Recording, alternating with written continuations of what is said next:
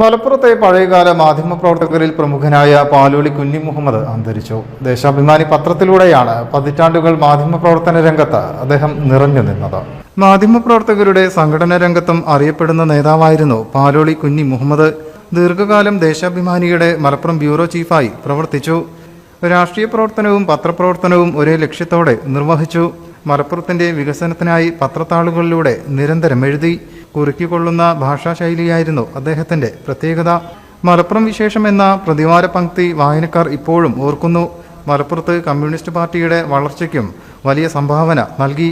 ദീർഘകാലം മലപ്പുറം ഏരിയ സെക്രട്ടറിയായിരുന്നു. അടിയന്തരാവസ്ഥ കാലത്ത് അദ്ദേഹമായിരുന്നു മലപ്പുറം ഏരിയ സെക്രട്ടറി. 6 തവണ മലപ്പുറം പ്രസ് ക്ലബ്ബ് അധ്യക്ഷനായും 7 തവണ സെക്രട്ടറിയുമായിരുന്നു. ദേശാഭിമാനിയിൽ നിന്നും വിരമിച്ച ശേഷം മലപ്പുറം നഗരസഭാ കൗൺസിൽ പ്രതിപക്ഷ നേതാവ് എന്നിവ ഉൾപ്പെടെയുള്ള പദവികൾ വഹിച്ചു. മലപ്പുറം കോഡൂർ ചെമ്പങ്കടവിൽ റിട്ടയർഡ് ആർമി ഹവിൽദാർ അബൂബക്കറിന്റെയും ഉമ്മാച്ചുവിന്റെയും മകനായി 1948 ജനനം. ഖദീജയാണ് ഭാര്യ.